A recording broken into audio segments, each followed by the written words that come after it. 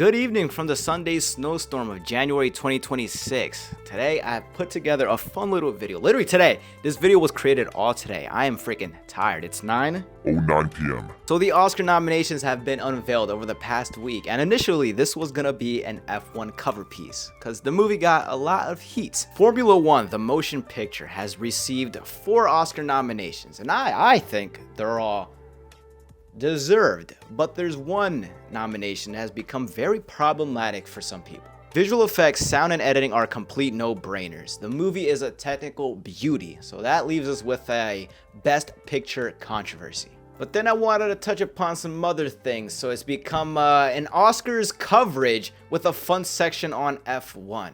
This is by all means of my own personal definition and work, a throwaway video. It's a complete yapping sesh. It's only meant for fun. So I hope you enjoy, man. I'm freaking tired. I'll throw you back 10 hours ago to 11:30 a.m.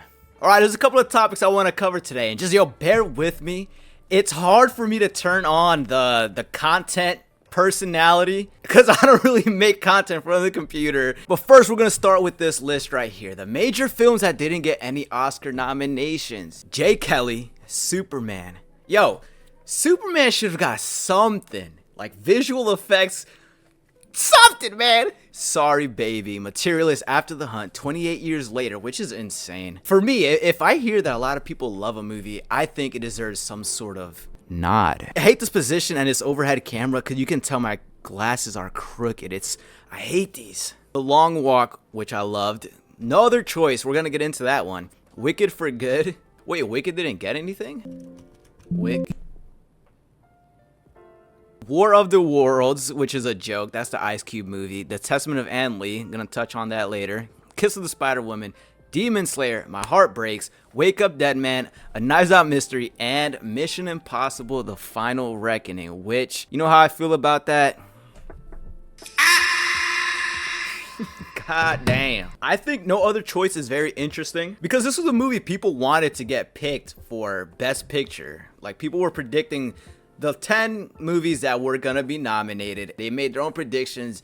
It was possibly No Other Choice, the other movie we're gonna talk about next, or maybe even Weapons. People thought Weapons had a chance. And No Other Choice is a movie that deserves to be nominated. And you got 97, 94, 4.1 on Letterboxd, 7.6 IMDb. And if we look at the Critics' Choice, it was nominated for Best Foreign Language Film, which oddly enough, if we scroll down to, let me find it, International Feature Film, No Other Choice does not make the cut. It technically made the international list at Critics and was nominated for Best Adapted Screenplay, which for the Oscars, again, it was not. No Other Choice was even nominated for the Golden Globes, and it made a category for Best Motion Picture. There you go, No Other Choice alongside Marty Supreme and one battle after another. And again, Best Motion Picture. This is the international foreign category. It made it. No Other Choice is right there. And I love this right here. Lee Byung-hun is next to Leonardo DiCaprio, Jesse Plemons, George Clooney, and Ethan Hawke. Oh yeah, and Timothy. What a freaking lineup. And it was so nice seeing him alongside those people when the cameras were on their faces. It does suck that No Other Choice didn't get the Oscar recognition, and I haven't seen it yet, but next weekend, the 30th, 31st, I do plan on seeing it with my family, so that's going to be fun, and I can't wait to see it. All right, we're going to transition to this tweet real quick. F1 in Best Picture over It Was Just an Accident. What are we doing here, people? Or No Other Choice. The complete shout out, No Other Choice is absolutely gutting. All right, so It Was Just an Accident. This movie and No Other Choice were the top 2 picks that I kept seeing people mention in terms, or that F1 should have not, that F1 stole the Best Picture nomination slot from. It Was Just an Accident. 97%, 7.5, 4.5. This is acclaimed. People love it. Again, let's go back. Critics, it made the international list. Let's go to Golden Globes. Unlike No Other Choice, which received 3, this movie got freaking 4. It landed the Best Picture nomination, Best Picture International, Best Director, and Best Screenplay. But if we go on over to the Oscars, it did receive 2 nominations for International Feature Film and original screenplay, which I don't feel like international feature film is a category for like throwing a bone to the outsiders of the USA. No, I think it's pretty credible and it's great to have. Speaking of international feature film, counter argument to F1 winning Best Picture or being nominated for Best Picture. Check this out. Right here we have The Secret Agent. And if we go down to Best Picture, we have The Secret Agent. The Secret Agent is taking up a slot in Best Picture and a slot in Best International Picture, basically.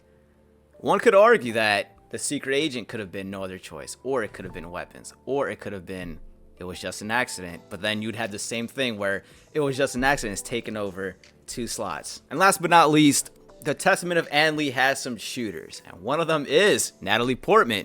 She said, so many of the best films I saw this year were made by women. Then she goes on to say, between Sorry Baby and Left-Handed Girl and Hedda and The Testament of Anne Lee, extraordinary films this year that I think a lot of people are enjoying and loving are not getting the accolades they deserve. God damn, that was a mouthful. And The Testament of Anne Lee, again, 88%, 7, 3.6. We'll go back to the 2 awards that have happened already. And Amanda Seyfried was nominated for Best Actress, and it also got, well, Best Song, okay?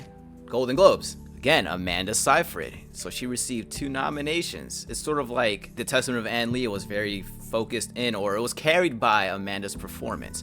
But the Oscars did not fuck with her, I guess. Like 2 people right here. I can't stress enough how much Amanda Seyfried deserved the Best Actress nomination for The Testament of Anne Lee. I just don't know how you can watch The Testament of Anne Lee and think it doesn't deserve a single nomination. Such an incredible film in pretty much every aspect of the mind-blowing lead performance in Amanda Seyfried. I just wanted to cover a few of the snubs there and talk about 2 competitors of F1's Best Picture nomination. I feel so mellow and calm, and it's just not exciting, man. Is this boring? Before recording, like yesterday, for example, I thought about the concept of this video and how exciting it would be, but I just, right now, I guess since it's new to me, I just cannot be exaggerative. I'm not stream ready, man. All right, we gotta set the mood with some AF1. Hold on, I don't trust it. Oh, crooked glass, look at that.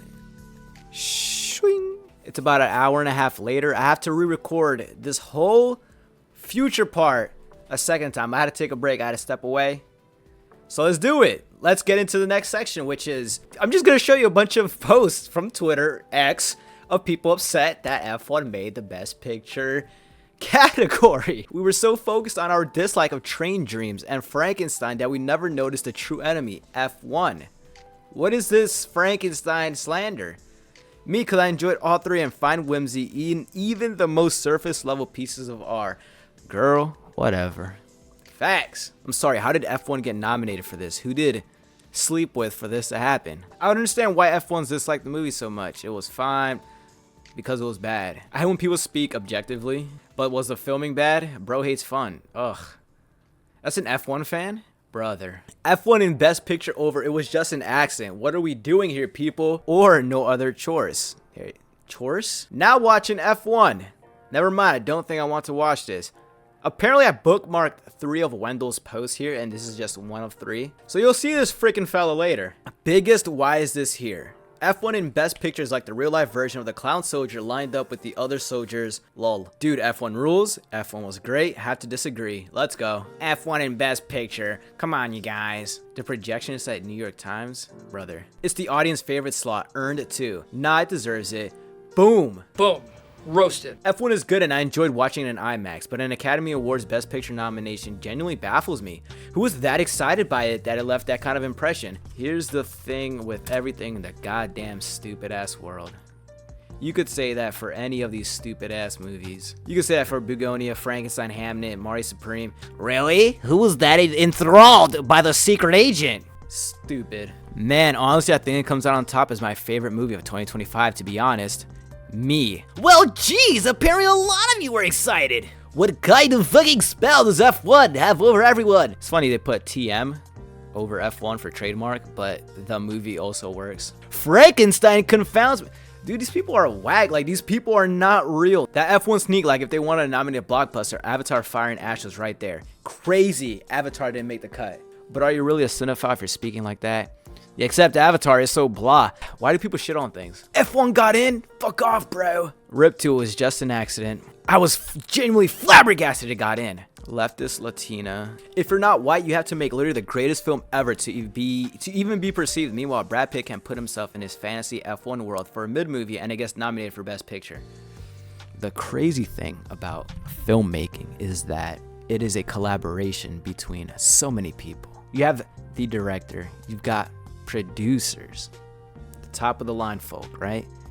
Even Lewis Hamilton was involved into this movie. It wasn't Brad Pitt setting up a goddamn tripod, 4 GoPros on the vehicle, and him shooting a YouTube video.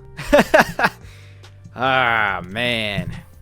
Nice fucking cat profile picture. F1 nominated for Best Picture. What the hell is a polar bear doing in Arlington, Texas? That's funny, man. That's always kind of funny. We have been gift wrapped an Oscar villain in F1 this year, and some of you are still going after Frankenstein. Frankenstein is worse than F1. Like, you're not real, man. Look, sports and politics. Ugh. The whole timeline acting like F1 is some scrub of a movie by giving it the Amelia Perez treatment sums up film Twitter in a fucking nutshell. Amelia Perez was insane to be nominated last year. And if you're not in the know, let's just say basically, it's like The Human Centipede getting nominated. F1 is just as bad as that. F1 being a serious Best Picture contender is pissing me off. 25, they, them, filmmaker and film lover. Film lover? Anyway, there's me ascending right there. Hot take! I thought F1 was great. The most AI-seeming script. People love throwing that the letters A and I have no substance. As you can see, we're finally getting into the happiness. But there's only 3 of these happy posts.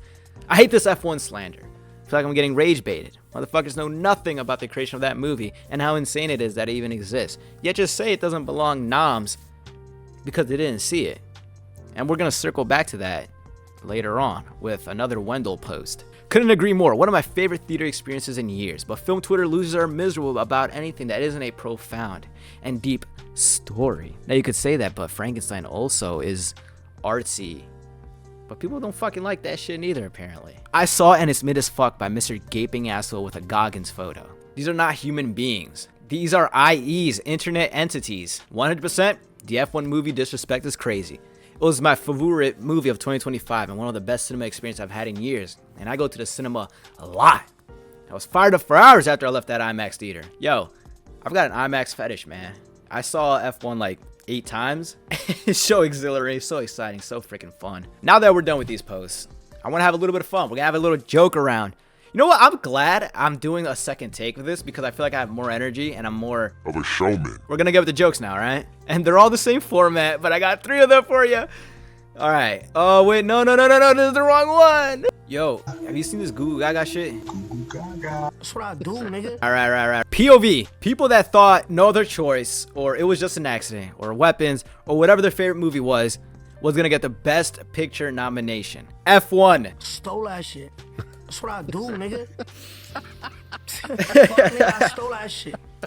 Oh man, stole that shit. When people ask, how did F1 get a Best Picture nomination? How? I walk niggas down. walk shit down now. I walk niggas down. And we're gonna run that one back. Just more aggressive. F1 taking that Best Picture. I walk shit down, nigga. I Walk shit. Yo, when I'm editing, I'm just gonna put like Brad Pitt and Damson on here.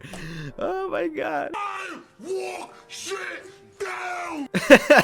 All right, next section. I'm gonna ramble a bit. Wendell is back. The true modern day Oscar bait are all those musician biopics. Does this have any water left?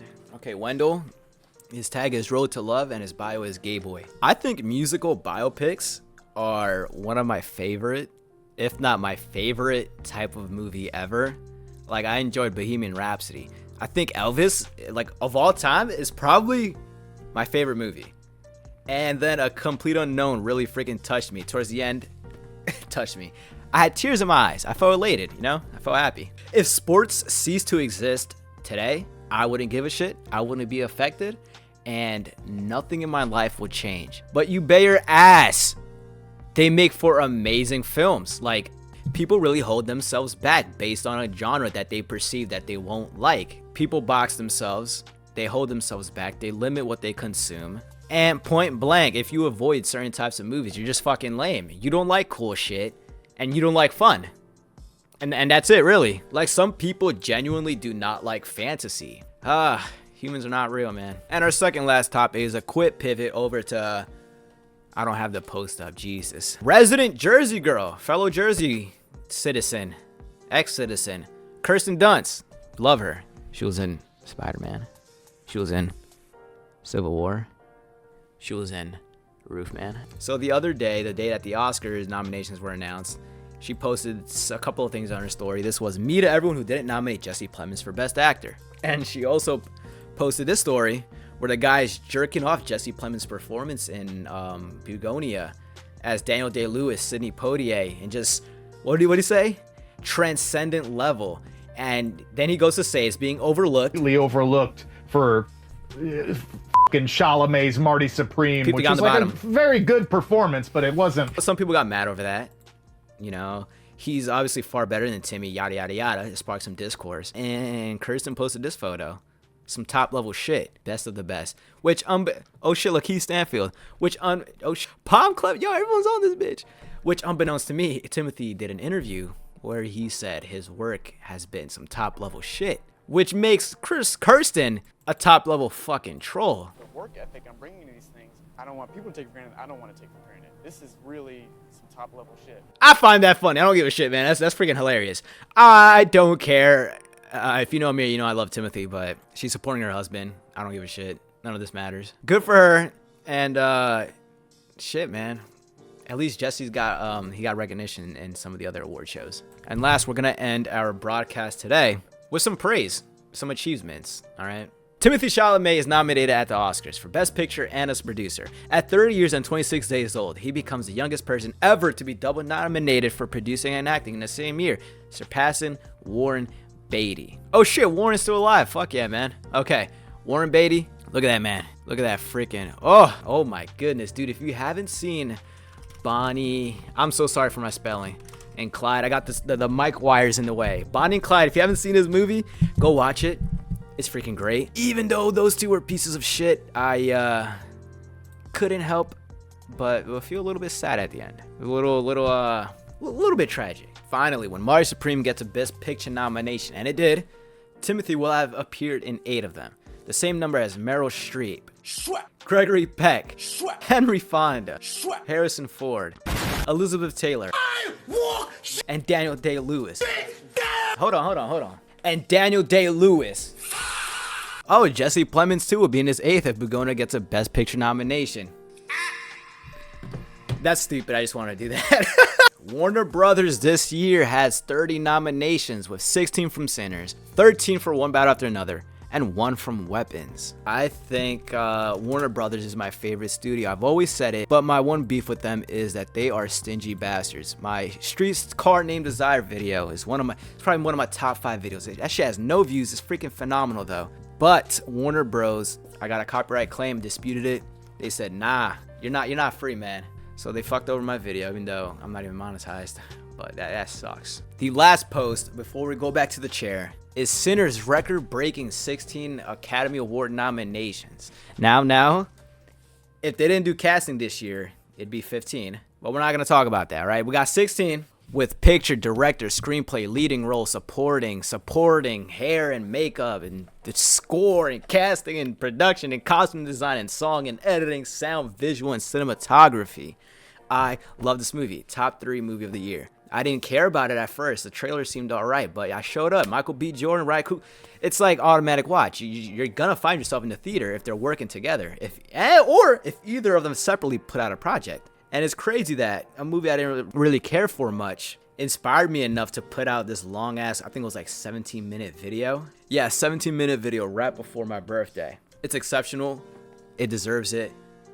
And I hope it wins.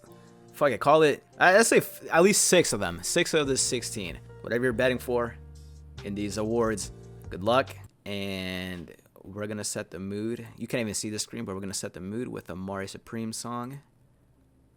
All right, back to the chair. This marks the 3rd video where I tease my Marty Supreme project. But you know, this is great because it provides, it shortens the gap between uploads for me. Like, let's say I upload Marty Supreme 7 days from now. The gap's not gonna be 15 days ago. At least it's still holding relevance with its awards, his record breaking, and its upcoming release in IMAX, which you know I am there for. Okay, I'm done talking. Love what you like, protect your energy, and I always say something at the end of these videos that ties in to what the hell I've been talking about. And today, you know what I've chosen? Keep running shit down. I walk shit down.